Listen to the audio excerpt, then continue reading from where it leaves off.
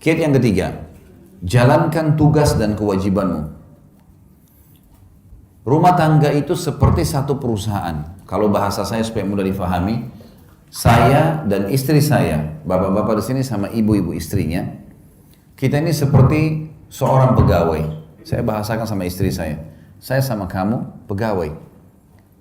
Masuk di sebuah perusahaan namanya rumah tangga. Pemilik perusahaan ini namanya Allah.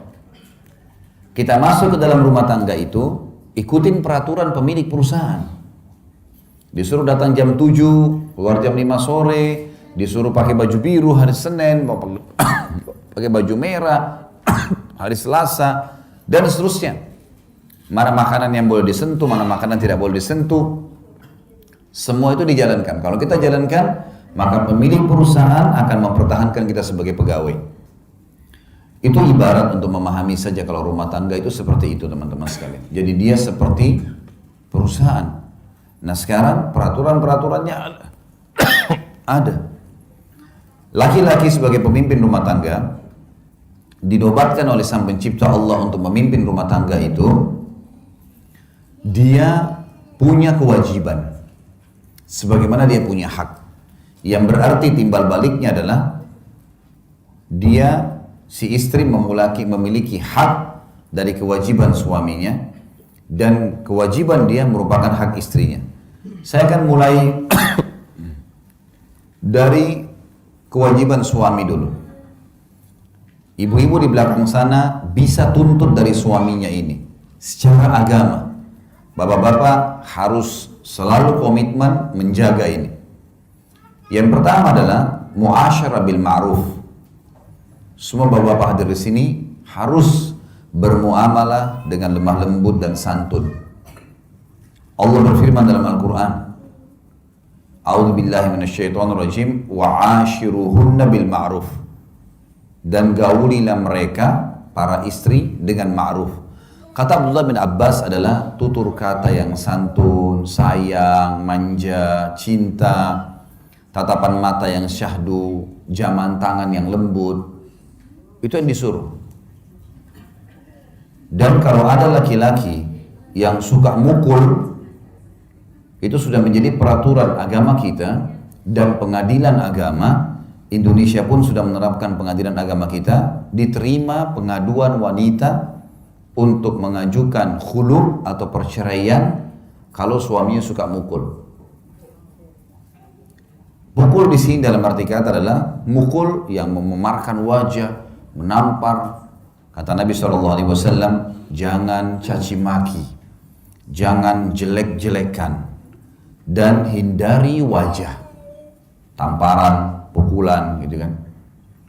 Tapi dari satu sisi yang lain, ada ayat Al-Quran yang menjelaskan kalau wanita yang kita khawatirkan sebagai suami nusyuz itu pembangkangan.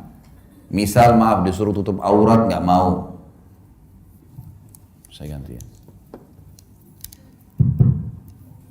Ini nggak bertemu antara mic yang kecil dengan malam hari. Nah, bisa tidur nanti, gitu kan? Jadi sampai mana tadi? Sampai saya lupa. Hah? Lembut sama istri. Ibu-ibu yang paling ingat. Ya?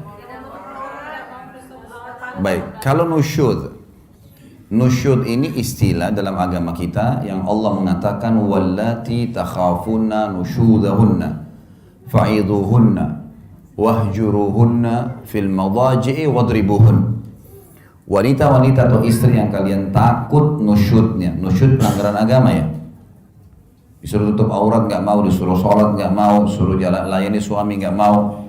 Maka ingatkan kata Allah baik-baik, haram, kamu harus jalankan, Allah akan hukum kamu nanti. Nggak mau dengar hajar. Hajar itu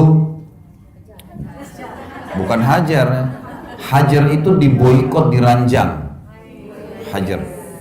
Tidak diajak ngomong, nggak digaulin, dibelakangin. Dan ini hajar hanya boleh di rumah. Kata Nabi SAW, jangan kalian menghajar istri kecuali di rumah. Jadi nggak boleh suami itu pergi ke rumah orang tuanya, gitu kan, atau pindah ke rumah temannya, nggak boleh. Kalau istrinya lagi nusyud, memang tidak mau jalani kewajiban.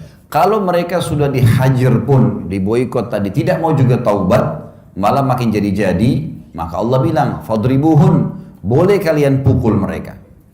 Pukulan di sini, ulama mengatakan, darbatun ghairu mubarrah. Pukulan yang tidak berbekas. Kata ulama menggunakan kayu siwak di tangannya. Jadi bukan box, ya. Bukan tampar. Jadi diingatkan, kalau kita tidak ada kayu siwak, kita menggunakan jari mungkin ya. Nggak boleh, kamu sudah haram nih. Nggak boleh. Kalau juga tidak mau ya diceraikan. Gitu kan? Jadi memang muasyarah bil ma'ruf ini penting. Nanti kita akan bahas di poin setelahnya, itu yang agak panjang kita jelaskan, masalah mengenali karakter pasangan. Bapak-bapak, laki-laki selalu pakai akal, perempuan selalu pakai perasaan. Beda itu, beda sekali. Nah, kan kita berikan contoh-contohnya. Makanya bapak-bapak harus bisa mengerti bagaimana alam perasaan, ibu-ibu harus bisa mengerti bagaimana alam pikiran. Nanti akan saya kasih contoh-contohnya, banyak sekali contoh nanti di poin setelahnya. Intinya, bapak-bapak disuruh berlemah lembut. Kita contoh misalnya, Anas bin Malik, sahabat Nabi ini menjadi pembantu 10 tahun di rumah Nabi SAW. Dari umur 9 tahun sampai umur 19 tahun. Apa kata Anas? Saya selama 10 tahun tinggal di rumah Nabi SAW sebagai pembantu, belum pernah satu kali pun saya mendengarkan Nabi SAW membentak-bentak, apalagi sampai memukul istri juga pembantunya. 10 tahun tidak pernah dengar satu kali pun. Jadi memang perilaku seperti itu. Perilaku yang memang diperintahkan untuk berbuat baik. Ini hak yang pertama. Hak yang kedua adalah diberikan nafkah. Tadi saya bilang nafkah ini sesuatu yang roda kehidupan berjalan dengannya. Harus belanja, bapak-bapak yang bijak, saya bilang tadi, tulis semua pengeluaran rumah. Rincikan. Kita juga akhirnya jadi lebih mudah tahu, oh ternyata bulanan saya butuh sekian nih. Kalau kurang dari ini berarti saya harus lebih ekstra lagi kerja misalnya. Baik, nafkah ini adalah masuk dalamnya makanan, minuman, pakaian, dan tempat tinggal semampunya. Kalau bisa kontrak dulu, kalau bisa beli alhamdulillah. Tapi ini semua masuk dalam masalah nafkah. Ya, dalam masalah nafkah. Semampunya.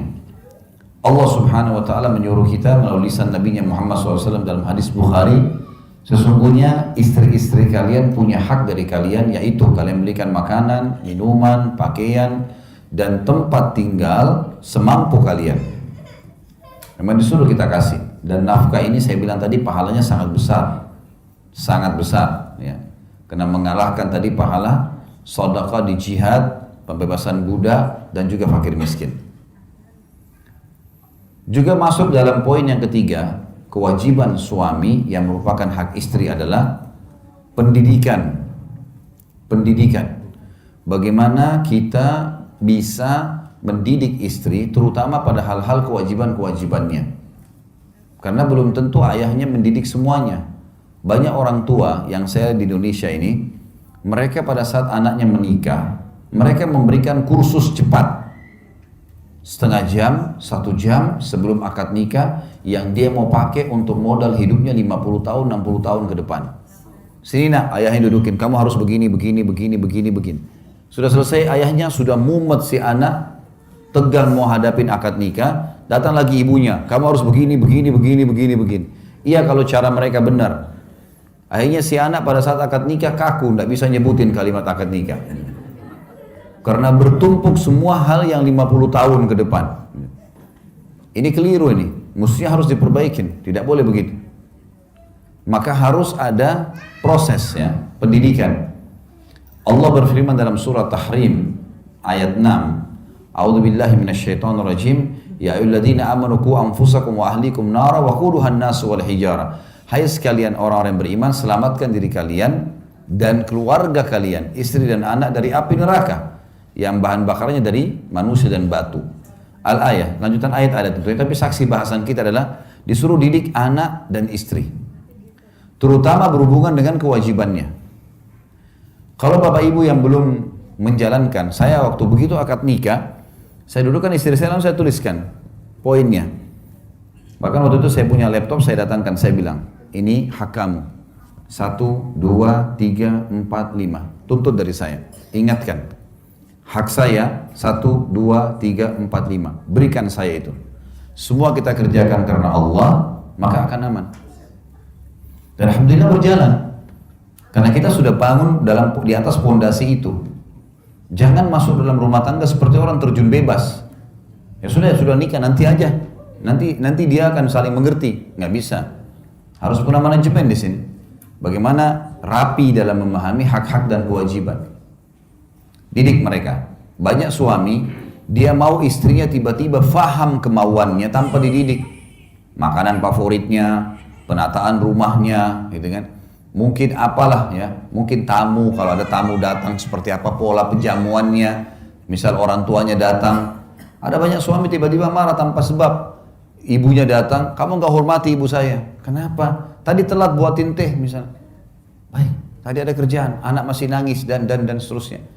Nah ini harus dengan pendidikan yang benar. Ini harus dituntun teman-teman. Ada juga bapak-bapak, nanti akan kita singgung dalam masalah biologis dalam Islam. Mereka berharap istrinya melakukan sesuatu yang dia butuhkan dalam masalah biologis diranjang. Tapi dia nggak bahasakan. Dia hanya mau tahu istrinya harus mengerti. Nanti juga kita akan bahas, ibu-ibu juga begitu. Angan-angannya dalam masalah biologis ada A, B, C, tapi dia nggak bahasakan ke suaminya. Mungkin karena merasa itu rancu, mungkin karena merasa itu aib, mungkin karena merasa nggak perlu, atau yang lebih parah adalah berharap pasangan faham tanpa dibahasakan. Ini nggak mungkin terjadi. Harus bahasakan. Saya begini. Seperti kalau kita lagi suka makanan, kita bilang, saya suka sekali sayur asam, saya suka kalau tempe seperti ini. Dibahasakan sehingga pasangan kita tahu, gitu kan? Saya suka, ibu-ibu saya suka sekali kalau abang, kakak pakai baju seperti ini. Ya. Atau menggunakan pola berbicara seperti ini misalnya dan seterusnya. Maka itu adalah harus dibahasakan, mendidik. Masuk juga hak istri yang keempat adalah perlindungan, dilindungi. Ya. Hati-hati bapak-bapak sekalian, keamanan di rumah adalah tanggung jawab kita. Jangan sampai ada listrik yang rusak, panel listrik yang rusak, dan istri sudah bilang, bang, ya, kakak atau siapa saja dipanggil, ini listrik berbahaya. Nanti kalau saya sama anak-anak pegang kesetrum bisa mati. Oh, udah gampang nanti aja. Tinggal sampai seminggu udah diperbaikin. Istrinya habis ngepel, tangannya basah, nggak sengaja pegang listrik kesetrum. Kalau mati istrinya, dia bertanggung jawab, dia membunuh. Ini kalau teman-teman nonton acara ceramah saya di YouTube, dosa-dosa besar masuk dalamnya adalah membunuh. Saya jelaskan, banyak orang membunuh tapi tidak sadar. Ibu-ibu bisa bunuh suaminya, ada makanan sudah rusak. Daripada dibuang, kasih aja hidangkan sama suaminya, tinggal diangatin, terus keracunan mati. Membunuh itu. Dia tahu kan tidak boleh. Lagi licin lantai, dia lagi ngepel, temannya telepon, angkat telepon dulu. Suaminya lewat, kepleset, jatuh, kebentur kepalanya, mati. Istrinya berdosa tuh. Tanggung jawab dia. Masing-masing punya tanggung jawab di sini. Makanya nggak boleh bapak-bapak sekalian ada yang bocor atap, ada sesuatu yang berbahaya, begitu dibahasakan oleh istri dan anak kita harus tahu sikap, karena memang kita bertanggung jawab di sini. Ada pertanggungjawaban di sisi Allah Subhanahu wa taala. Kata Nabi SAW dalam hadis, kalian semua pemimpin akan diminta pertanggungjawabannya pada hari kiamat. Seorang pemimpin negara bertanggung jawab terhadap masyarakatnya dan diminta pertanggungjawaban hari kiamat, dan seorang suami bertanggung jawab terhadap seluruh yang berhubungan dengan istri dan anaknya dan akan diminta pertanggungjawaban hari kiamat. Seorang istri bertanggung jawab terhadap harta dan anak suaminya dan akan diminta pertanggungjawaban pada hari kiamat. Ya. Jadi kita harus tahu di sini ada pertanggungjawaban. Ya. Ini adalah hak ibu-ibu 4 poin yang merupakan kewajiban bapak-bapak. Lebih dari ini hukumnya sunnah. Masuk dalam masalah hak di sini yang mendidik dan melindungi. Maaf, ada 6 haknya, ada 5 haknya. Satu lagi, memenuhi kebutuhan biologis. Bapak Ibu harus tahu ya, Kita kalau dalam posisi haram, orang kalau buat sesuatu yang haram, kayak banyak orang pacaran di luar sana. Pacaran ini halal dalam Islam, tapi setelah akad nikah. Pacaran secapeknya, nggak masalah. Mau keluar berdua, mau hamil pun nggak masalah. Gitu kan. Tapi setelah akad nikah, itu saja. Sebelum akad nikah jangan, tidak boleh memang dalam Islam. Tidak halal namanya, gitu kan. Kata Nabi SAW, seseorang di antara kalian ditusuk dengan besi yang tajam lebih ringan daripada dia menyentuh tangan yang bukan mahramnya. Tidak halal bagi dia. Emang dilarang dalam Islam, gitu kan. Jadi memang kita harus paham teman-teman sekalian, kalau dalam Islam setelah menikah, kita dianjurkan untuk memberikan hak pasangan kita. Laki-laki dan perempuan harus paham, waktu mereka menikah, rumah tangga itu 50% biologis, 50%-nya biologis. Sisanya kegiatan yang lain. Sabda Nabi SAW, siapa yang menikah dia telah menyelamatkan setengah agamanya, tinggal dia menjaga setengah yang tersisa.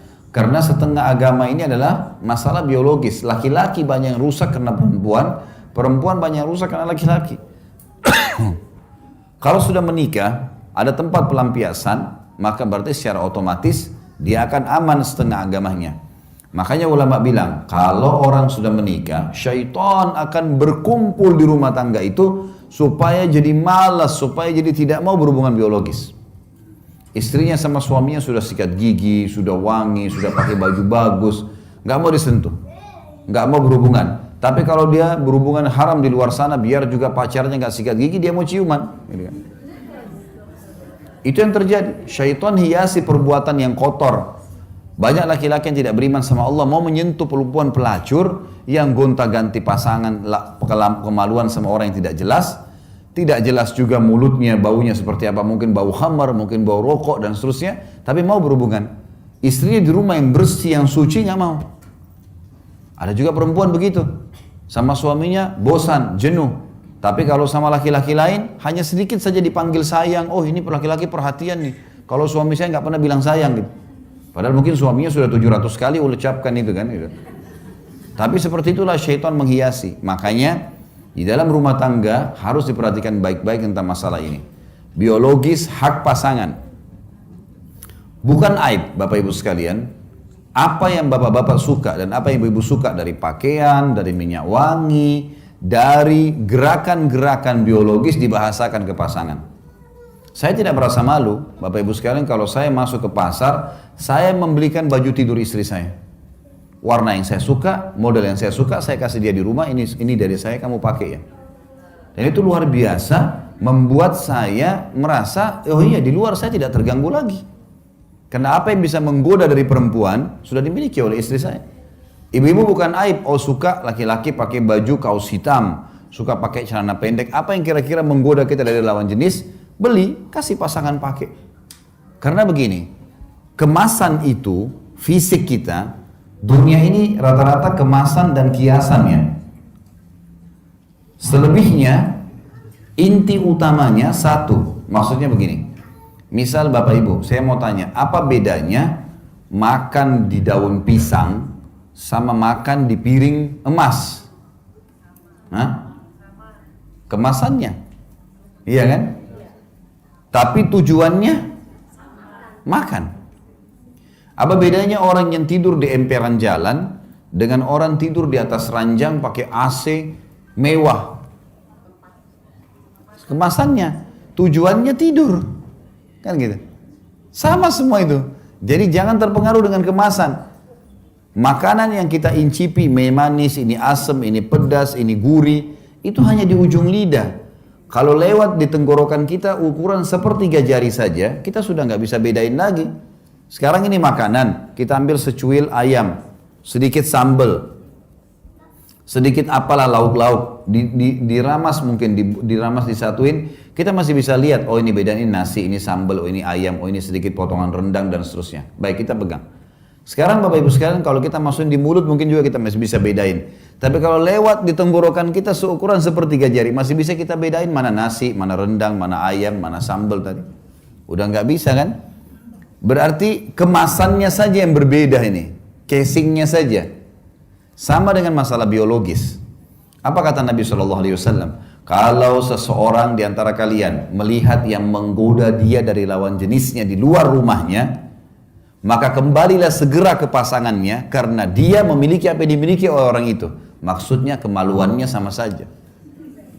Iya, kemasannya beda. Oh ini warna kulitnya putih atau ini hitam, oh ini tinggi, ini pendek. Tapi ujung-ujungnya kemaluannya sama. Sama tadi dengan makanan. Makanya masalah biologis di sini adalah hal bagaimana kita mengemasnya saja. Bagaimana kitanya mengemasnya. Ingat, berhubungan biologis dalam Islam, dalam rumah tangga teman-teman sekalian, itu pahalanya, kadar besarnya, sama dengan besarnya dosa zina. Sama dengan besarnya dosa zina. Ada hadis Nabi begini, fi bidi ahadikum sadaqah. Di kemaluan kalian ada pahala besar sekali.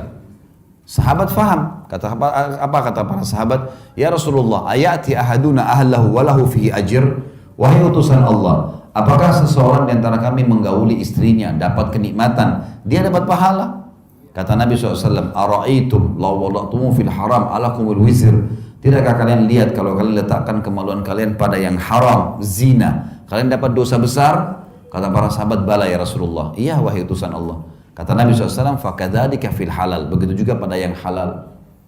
Artinya, melakukan hubungan biologis suami istri, besar kadar pahalanya, sama dengan orang kalau berzina, dosanya dosa besar. Makanya Abdullah bin Umar radhiyallahu anhu, beliau kalau puasa, Ramadan atau puasa sunnah, beliau buka puasa dengan beberapa butir kurma dengan air putih, habis itu pulang ke rumahnya, habis sholat maghrib berjamaah sama Nabi SAW, pulang ke rumahnya berhubungan biologis dengan istrinya. Karena dia tahu itu pahalanya besar dan ternyata hubungan biologis itu betul-betul meredam seseorang dari perbuatan zina di luar rumahnya. Kalau sudah terlampiaskan kita jadi, orang itu kalau kenyang, dikasih makanan apapun tidak mau makan gitu. Susah dia untuk makan, sudah kenyang gitu kan. Maka itu perintah, makanya dijadikan sebagai sebuah kewajiban. Bapak-bapak harus hati-hati karena ibu-ibu ini suka dengan kejutan. Jadi kalau misalnya ibu-ibu ini sukanya kalau sudah dandan pakai baju bersih, dia mau suaminya tiba-tiba mengerti keadaan dia, suka mau didatangin langsung. Jadi jangan pulang kerja, tiba-tiba taruh tas, mana makanan, saya capek, saya ngantuk, tidur. Istrinya sudah dandan tuh, itu sudah cukup perang gitu kan. Oh ini istri suami saya nggak perhatian, orangnya nggak romantis, orangnya nggak ini. Padahal karena tidak mengerti saja. Kalau pulang ke rumah, sudah ada lipstik di bibir, sudah minyak wangi, sudah pakai baju, letakin tas, layani dulu. Karena itu tujuannya. Dia mungkin tidak mau ucapkan. Jadi harus pengertian. Dan itu hak istri. Melayani biologis. Masuk dalam masalah ini adalah berhias. Tapi dengan cara laki-laki. Abdullah bin Umar mengatakan radhiyallahu anhuma, Abdullah bin Abbas, beliau mengatakan, aku suka berhias untuk istriku, sebagaimana aku suka dia berhias untukku. Karena Allah berfirman, walahunna mithlu ladzi alaihinna bil ma'ruf, dan para istri memiliki hak yang seimbang dengan kewajibannya. Maka Abdullah bin Abbas memberikan pelajaran kepada kita, dia akan pakai minyak wangi yang istrinya suka. Dia akan menjaga bau badannya. Banyak suami kadang-kadang egois. Dia mau istrinya selalu wangi, tapi dia sendiri apeknya luar biasa, gitu kan? Ini nggak boleh. Mesti dia tahu. Ada sunnah Nabi SAW, disuruh potong kuku, disuruh potong kumis, disuruh cukur bulu ketiak, disuruh cukur bulu kemaluan. Nabi SAW selalu meletakkan wangi-wangian dari leher beliau sampai ke kaki. Maaf, dari kepala beliau sampai ke kaki. Di kepala seringkali beliau menggunakan cairan air yang wangi. Sampai kadang-kadang netes dari rambut Nabi SAW itu baunya wangi. Dan beliau meletakkan serbuk wangi dari leher sampai kaki. Yang beliau suruh istrinya meletakkan dari negeri Syam. Ya. Itu suruh letakkan, kecuali kemaluan beliau letakkan sendiri.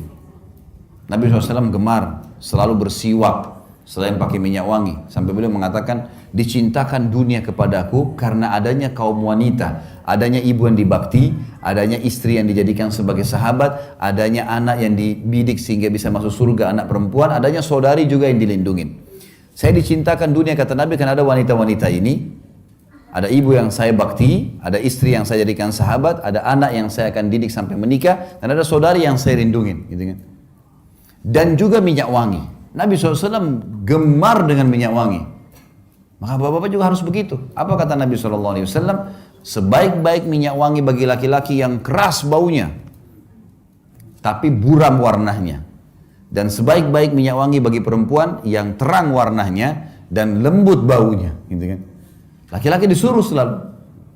Maka kita wangi, bersih, memang itu perintah. Nabi SAW tidak pernah masuk rumah Bapak Ibu sekalian, Bapak-Bapak terutama, kecuali sudah menjaga bau mulutnya.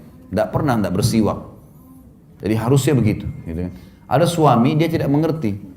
Bau, pulang kerja, kemudian tiba-tiba dilihat istrinya sudah cantik, langsung saja mau main gauli. Padahal dia baunya luar biasa gitu.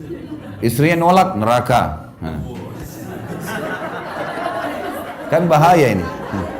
Loh iya, daya ini suami neraka loh. Jadi istrinya kesian sambil lain sambil tutup hidung tuh. Ini nggak boleh ini. Harus ngerti. Makanya dalam Islam boleh berbohong dalam memuji pasangan. Misal, ibu-ibu mau suaminya mandi, begitu masuk kerja sudah tahu dia akan mendekat, bilang, Masya Allah, belum mandi ada sudah ganteng. Apalagi kalau sudah mandi. Jangan bilang, aduh bau, sana mandi dulu. Nah, tersinggung dia, nggak bisa. Nanti kita bahas di karakter. Laki-laki itu punya sifat kepemimpinan. Maaf, walaupun orangnya pendek, kecil, tetap saja punya sifat kepemimpinan. Nggak bisa. Gini caranya. Kalau ibu-ibu bapak sekalian punya anak laki-laki sama anak perempuan, bedain begini caranya. Coba praktekin ya. Kasih makanan anak laki-laki kita dengan anak perempuan, tapi caranya ambil nasi itu sedikit lempar di hadapannya. Ini nak, makan. Kalau anak laki-laki, karena dia punya sifat kepemimpinan, dia tidak akan makan tuh. Dia ambil sendok, dibuang-buang nasinya. Dia rasa tercoreng kepemimpinannya. Dari kecil sudah begitu tuh. Anak perempuan kita kasih makan nak, dimakan sama dia biasa. Gak ada masalah buat dia. Jadi hati-hati dalam menghadapi pasangan, karena ada hal-hal yang seperti nanti kita lebih jelas masalah di karakter ya. Tapi ini contoh. Sama juga suami begitu, dia pulang rumah, istrinya lagi cuci baju, keringatan, gitu kan. Sama dia bisa bahasakan, Masya Allah, belum mandi sudah cantiknya begini. Apalagi kalau sudah mandi, nanti lari ambil handuk tuh. Dia mandi sendiri nanti. Kalau pasangan bilang, sebentar, jangan dulu, saya mandi dulu ya. Kasih waktu mandi. Jangan bilang, sudah saya nggak sabar. Nggak boleh. Karena sensitif dalam masalah biologis, jangan pernah biarkan ada celah. Saya bilang sama istri saya, jangan biarkan ada celah di mana nanti saya tidak suka sesuatu atau kau tidak suka sesuatu. Mungkin bau mulut, mungkin bau badan, mungkin bau baju. Jangan nih. Sensitif sekali. Orang kalau dalam masalah biologis ini sensitif segala-galanya. Gitu kan? Makanya harus hati-hati. Nabi SAW setiap masuk rumah pasti sikat gigi. Pasti pakai siwak maksud saya. Sampai beliau mau meninggal selalu pakai siwak. Selalu pakai serbuk-serbuk yang wangi.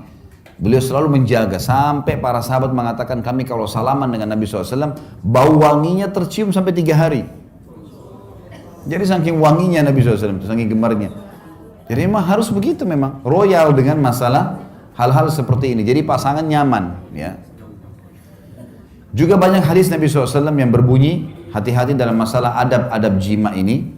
Nanti akan kita bahas di, kalau tidak salah, di poin ke-18 atau nanti ada sebentar ada kiat ke-18.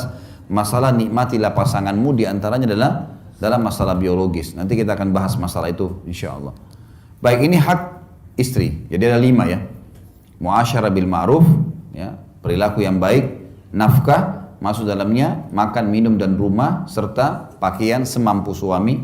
Kemudian yang ketiga adalah pendidikan, bagaimana mendidik dia dari hal-hal yang berhubungan dengan kewajiban dalam agama. Yang keempat, melindunginya ya, dari rumah yang bocor, dari bahaya-bahaya yang akan datang dan seterusnya. Bahkan kalau ada laki-laki yang membela istri dan anaknya kemudian dibunuh, mati syahid, membela kehormatan keluarganya. Yang terakhir, memenuhi kebutuhan biologisnya ya. Dalam masalah biologis nanti juga akan kita beratkan Bapak Ibu sekalian. Nabi SAW ingatkan baik-baik, bukan dari golonganku orang yang tidak mulai dengan cumbuan. Jadi memang harus dengan sentuhan, dengan bahasa, dengan ciuman. Tidak boleh orang buru-buru dalam masalah biologis. Bahkan Nabi SAW mengatakan bukan dari golonganku. Baik, selanjutnya sekarang hak suami yang merupakan kewajiban istri. Bapak-bapak boleh nuntut dari istrinya. Yang pertama adalah kepatuhan dalam hal yang ma'ruf. Kepatuhan ini ma'ruf artinya bukan pelanggaran agama. Saya mau kau temanin saya duduk ngobrol sebentar. Duduk. Bukan karena dia tapi karena Allah. Allah yang suruh kita tunduk dan patuh di sini. Baik. Selama bukan pelanggaran agama lakukan. Sampai kata Nabi SAW, wanita manapun yang patuh sama suaminya, seluruh malaikat di langit, semua bintang-bintang yang ada di langit termasuk bulan dan matahari, bahkan hewan-hewan yang ada di lautan beristighfar untuknya. Ini hadis yang mulia. Ibu-ibu garis bawah itu. Semua istri yang taat sama suaminya bilang A ya A, B ya B, semua diikutin sama dia. Karena Allah, semua malaikat di langit, semua bintang-bintang termasuk bulan dan matahari, semua hewan-hewan termasuk ikan-ikan yang ada di lautan beristighfar untuknya. Dan wanita manapun yang keluar rumah tanpa izin suaminya, maka malaikat akan melaknatnya sampai dia kembali. Laknat ini diangkat berkah hidupnya, gitu kan. Siapapun wanita yang memalihkan wajah dari suaminya karena kesombongan, maka juga akan membuat Allah yang di langit murka padanya sampai dia buat suaminya ridho. Dalam hadis yang lain dikatakan, wanita manapun yang meninggal dunia, suaminya ridho. Tahu ridho ya? Ridho itu merasa kehilangan sekali. Ridho itu seperti kita disuruh bilang, cari ridho orang tuamu. Ridho itu sesuatu yang kita berikan kepada orang lain yang membuat dia sudah sangat puas. Kalau ditanya mau apa lagi sudah nggak ada. Itu ridho namanya. Wanita manapun yang meninggal dunia sementara suaminya ridho, ya, kecuali pasti akan masuk ke dalam surga, dijamin. Jadi ibu-ibu jangan meninggal suaminya bilang alhamdulillah. Harus meninggal suaminya merasa kehilangan, karena selama hidup khidmah luar biasa gitu. Dan ingat kata kunci pertama tadi saya sebutkan di awal pertemuan ya, semua karena Allah. Ini ibadah. Layani pasangan, penuhi kebutuhannya, bukan karena dianya. Ini boneka-boneka yang Allah titip. Orang tua kita bakti, bukan karena orang tua kita, karena Allah. Anak-anak kita didik, kasih makanan segala, bukan karena mereka, tapi karena Allah semuanya. Dan Allah yang suruh, jadi kita lakukan. Kenapa kita sujud menghadap Ka'bah? Ka'bah rumah, karena ada perintah Allah, gitu kan? Kenapa kita sholat 5 waktu? Kenapa harus kita wudhu? Kenapa nggak gitu aja semau kita? Nggak bisa, karena Allah semuanya. Jadi begini kita lakukan. Siapa yang mengerjakan ibadah selain daripada untuk Allah, maka riya namanya, nggak boleh. Allah nggak terima. Jadi harus kita fahamin masalah ini. Semua karena Allah. Taat adalah kewajiban pertama. Sampai ulama mengatakan kalimat akad nikah. Pada saat si ayah wanita mengatakan, saya nikahkan kamu sama anak perempuan saya, Fulana binti Fulana, dengan mas kawin ini, sama dengan bahasanya dia bilang gini, saya sekarang sudah lepas tanggung jawab ya, ini anak saya yang selama ini Allah titipin, saya serahkan ke kamu, terima, terima, baik. Sekarang berarti sudah pindah ke suaminya tuh. Ya? Kenapa warisannya ibu-ibu dalam Islam satu? Kenapa bapak-bapak dapat 2? Karena ibu-ibu dalam semua keadaan aman. Selama seorang wanita dalam Islam belum menikah, maka kewajiban ayahnya menafkahinya. Sudah menikah, kewajiban suaminya menafkahinya. Aman semuanya. Artinya ayah harus siapin makan, minum, pakaian, tempat tinggal. Sudah menikah suaminya harus begitu. Kalau laki-laki enggak. Anak laki-laki itu wajib kita nafkahi sebagai orang tua hanya sampai balik. Setelah balik sunnah. Jadi teman-teman di sini nggak boleh sudah menikah tuntut ayahnya, ayah kasih saya. Saya kan anak, nggak bisa. Anak laki-laki cuma sampai balik. Setelah balik itu sudah sunnah. Jadi salah tuh kalau anak laki-laki nuntut ayahnya beliin mobil, beliin motor sementara kuliah, nggak ada urusannya itu, nggak ada kewajiban ayah lagi. Sudah sunnah bagi dia. Tapi anak perempuan nggak. Sampai dia menikah. Kalau dia gadis tua pun tetap wajib ayahnya biayai. Nggak bisa nggak. Setelah menikah suaminya, makanya warisannya satu, karena gak ada tanggung jawabnya. Tapi laki-laki setelah menikah pun harus tetap bakti sama ibunya, bakti sama ayahnya. Nomor 1 tetap orang tuanya. Perempuan juga bakti sama orang tuanya, tapi setelah menikah ayahnya, suaminya. Apapun suaminya katakan maka dia lakukan. Sampai tidak boleh seorang wanita dalam Islam puasa sunnah kecuali dengan izin suaminya. Suami lagi cuti hari Senin, dia biasa puasa Senin Kamis. Pamit dulu, saya mau puasa Senin, bisa nggak? Jangan, saya butuh ditemenin. Ya sudah, gak usah puasa, lebih didahulukan. Karena kalau ketemu antara hak wajibnya Allah dengan hak wajibnya makhluk, maka didahulukan hak wajibnya Allah. Misal, Bapak Ibu lagi sholat wajib, Allahu Akbar lagi sholat duhur. Ibu kita manggil. Jawab panggilan ibu kan wajib. Tapi kita sedang kerjain wajibnya Allah. Maka nggak boleh dipatuhi makhluk. Tapi kalau bertemu antara hak sunnahnya Allah dengan hak wajibnya makhluk, kita lagi sholat sunnah, dia duhur. Allahu Akbar, ibu kita panggil, nak, berhenti sholatnya. Nggak boleh karena jawab panggilan ibu wajib. Ini sekarang sunnah, walaupun haknya Allah. Kalau ketemu hak wajib Allah dengan hak wajib Allah, haknya Allah dahulukan. Tapi kalau sunnah hak Allah dengan wajib Allah, hak wajibnya makhluk yang didahulukan. Kita harus paham masalah ini. Ya, gitu. Jadi taat pada suami adalah hal yang sangat mendasar. Kecuali kalau disuruh maksiat. Suruh buka aurat, dilarang sholat, disuruh minum khamar misalnya. Atau disuruh duduk temanin teman-temannya dia laki-laki segala macam. Ini nggak boleh taati. Ini yang pertama. Yang kedua, sama tadi dengan laki-laki, memenuhi biologis. Ibu-ibu jangan samakan antara kebutuhan ibu biologis dengan bapak-bapak. Lain sekali. Ibu-ibu kalau tidak dirangsang, tidak ada masalah. Bapak-bapak tidak dirangsang pun bermasalah. Terbalik ya. Ibu-ibu tuh kalau tidak dirangsang, nggak ada masalah buat dia. Ibu-ibu kalau tidak ada, suami tidak datang, tidak godain, tidak ada syahwat, biasa saja. Bapak-bapak enggak, tidak ada masalah, tidak ada godaan pun bermasalah. Karena ya ini secara medis ya, sperma itu komposisinya kalau dilihat, kalau saya bedah sebuah buku, kalau Bapak Ibu ikutin di YouTube itu ada mahkota pengantin. Sperma itu komposisinya termasuk ada api, ya, panas tuh. Jadi kalau dia tidak tumpah, tidak ditumpahkan, larinya ke emosi. Jadi kalau ibu banyak suaminya suka marah, masalah di biologis tuh. Puasin di biologis, marahnya hilang. Kantongnya jadi terbuka. Senyum bibirnya, pasti. Coba bapak-bapak di sini ditanya deh. Kalau sudah terpenuhi biologisnya, sudah puas, mau beli ini? Ya, silakan. Mau ini? Ya. Coba tapi kalau ibu-ibu mau didekatin, tidak mau, malas ini, udah kiamat tuh. Mau beli ini nggak bisa, mahal tuh, nggak usah. Ini mau ke rumah orang tua nggak usah. Untuk apa ke sana buang-buang waktu segala. Dimarahin terus. Masalahnya kena biologis, betul ini. Ini masalah luar biasa. Karena bapak-bapak tahu atau tidak tahu, memang itu secara kejiwaan. Makanya biologis itu bagi laki-laki tidak bisa ditunda. Bagi perempuan bisa. Pernah ada seorang wanita di zaman Umar bin Khattab radhiyallahu anhu. Perempuan ini kebetulan suaminya pergi jihad. Terus perempuan ini rupanya sudah 4 bulan suaminya nggak pulang.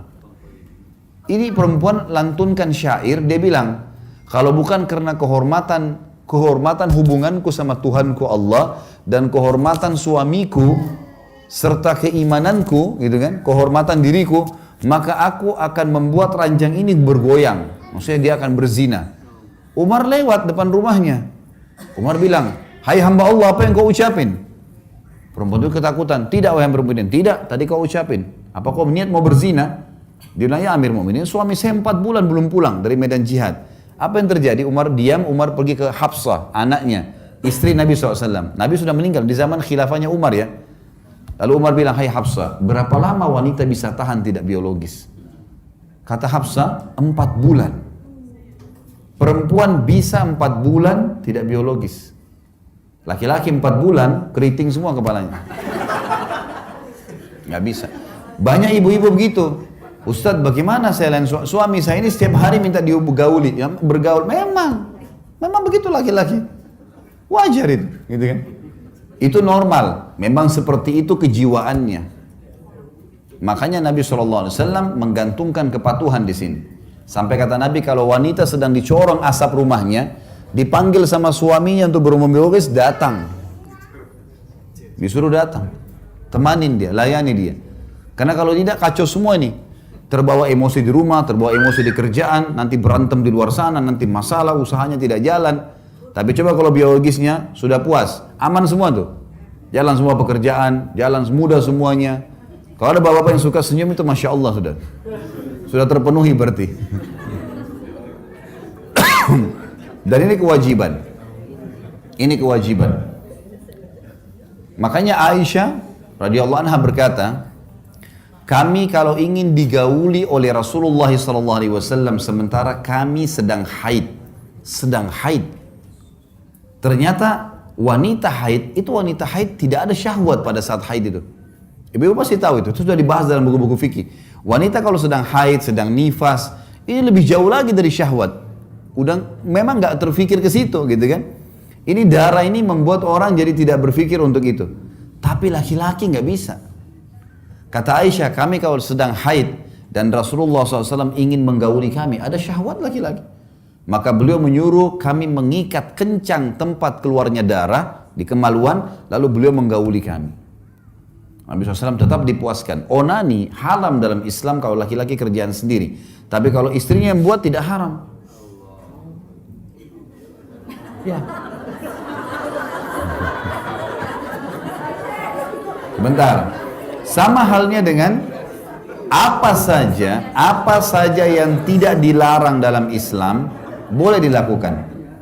Yang haram dalam Islam adalah meletakkan kemaluan suami laki-laki di dubur istrinya. Dubur nggak boleh, haram. Karena dubur itu tempat kotoran, keluarnya gas, angin, kentut, dan juga keluarnya tinja. Ini bakteri yang kalau tidak dikeluarkan bisa mematikan manusia. Jadi bukan tempat kemaluan di situ. Dan tempat kemaluan di tempat yang diletakkan adalah kemaluan. Makanya Allah bilang tentang haid kan. Ditanyakan kepada Muhammad tentang haid, katakanlah dia penyakit. Dan kalau mereka sudah suci, arti ayatnya, maka gaulilah mereka di tempat yang telah Allah perintahkan kalian, di kemaluannya.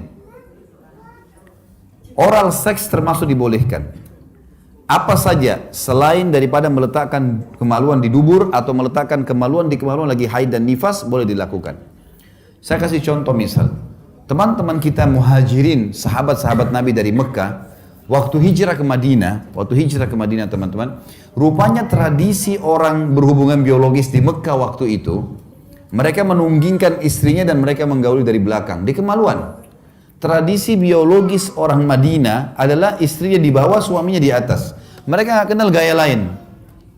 Yang terjadi, waktu sahabat-sahabat muhajirin ini hijrah ke Madinah, banyak yang tidak bawa istrinya, akhirnya nikah sama wanita Ansar di Madinah.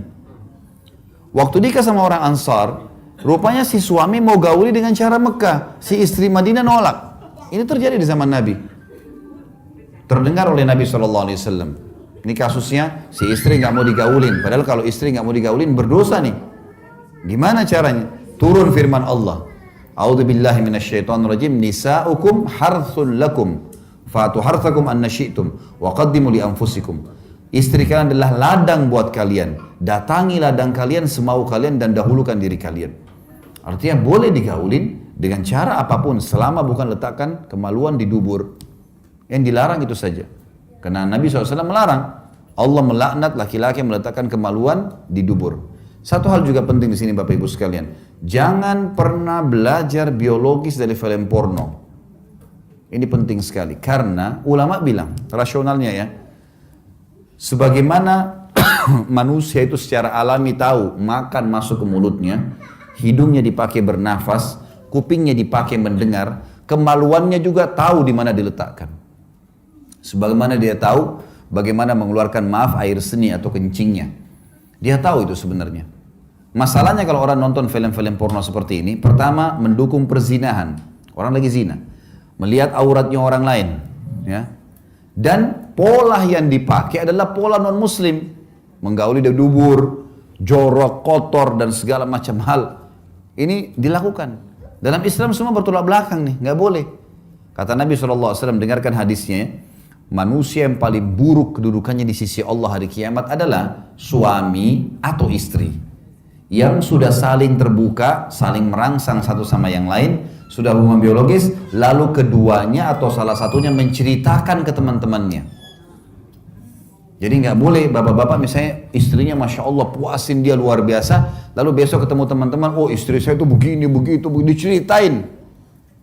Atau ibu-ibu, suaminya Masya Allah puasin, nggak perlu diceritain ke teman-temannya, suami saya itu begini, begitu, begini. Kenapa? Karena efek sosial dan kejiwaannya berbahaya.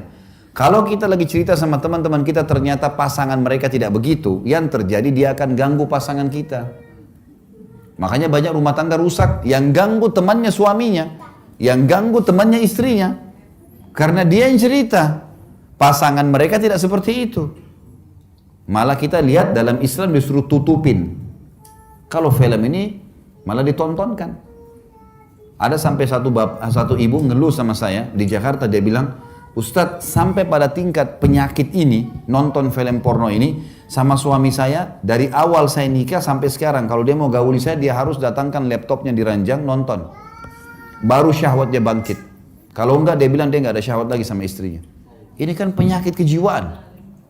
Bagaimana bapak ibu tidak cemburu lihat pasangannya di sebelah, yang suaminya lihat perempuan lain, telanjang, yang si istri juga lihat laki-laki lain. Dan pasti di film lebih hebat daripada kita. Loh iya, didatangkan orang-orang yang luar biasa kan? Tidak mungkin orang-orang jelek. Dicari orang yang bisa laku karena mereka mau jual duit. Dalam medis, dalam ilmu medis, tidak sehat biologis kalau bayangkan orang lain. Ya. Pasangan setengah mati rangsang kita, kemudian kita bayangin orang lain, ini rusak semuanya. Tapi kalau kita tidak pernah tonton itu Bapak Ibu sekalian, kalau pernah dilakukan istighfar kepada Allah, ada di rumah rusakin semua. Mulai sekarang bangun biologis yang sehat. Pada saat biologis, buka mata, lihat pasangan, nikmatin pasangan itu, kemudian insya Allah sampai kita kelimak. Mungkin butuh proses beberapa waktu, setelah nanti semua kenangan film-film itu hilang, dalam waktu yang berjalan nanti kita akan rasakan luar biasa kenikmatan karena kita menikmati pasangan kita. Ini yang real di sini, itu bahaya, itu cuma hayalan. Ini realnya yang harus. Tidak akan enak orang makan nasi sama tempe kalau yang dibayangin ayam. Mana itu? Loh benar, kalau yang ada nasi sama tempe lah yang dimakan. Jangan hayalin yang lain, itu hayalan. Mengganggu ini, padahal ini sebenarnya di depan mata kita. Ini poin. Baik, penuhi kebutuhan biologis ini penting. Ibu-ibu harus garis bawahi, suami memang kebutuhannya mendesak. Sering minta itu pun adalah hal yang wajar, hak dia. Ibu tinggal layanin dan menikmatin. Itu saja, ini pahala dan ibadah. Gitu kan? Ini dua hal yang kalau kita simpulkan sebenarnya adalah hal yang sangat mendasar haknya suami. Kalau poin pertama tadi taat, masuk dalamnya tentu tidak boleh juga keluar rumah tanpa izin. Ya. Sampai kata Nabi SAW, wanita ahli surga adalah wanita yang kalau kau lihat ke arahnya, dia selalu menyenangkanmu. Dengan dandanannya, dengan pakaiannya, dengan godaannya, semua. Gitu kan? Dan kalau kau perintahkan, dia selalu patuh menjalankan. Ini kunci. Kemudian kata Nabi SAW juga, wanita di surga adalah wanita yang kalau dia berbuat salah atau suaminya berbuat salah, dia datang kepada suaminya memegang tangannya di malam hari, dia mengatakan, saya tidak bisa tidur kecuali kau sudah ridho dengan saya. Mungkin ibu-ibu bilang, kok kalau saya yang salah wajar, kalau dia salah bagaimana caranya? Ibu harus tahu ya, laki-laki itu karakternya, gengsinya tinggi. Jadi ternyata syariat Allah yang Allah turunkan lebih tahu siapa laki-laki, lebih tahu siapa perempuan. Bapak-bapak di sini misal, kalau kita lagi buat salah, lalu istri kita yang datang mengatakan, kalau kau tidak ridho dengan saya, maka saya tidak bisa tidur. Saya pastikan bapak-bapak yang salah mengatakan, saya yang salah, maafin saya. Tapi kalau tidak, maka dia akan muncul gengsi dan egonya. Jadi syariat datang memandu untuk bisa mengambil hati pasangan. Memang sudah paling tepat itu. Ini poin tentang masalah hak dan kewajiban. Kemudian kita masuk Bapak Ibu.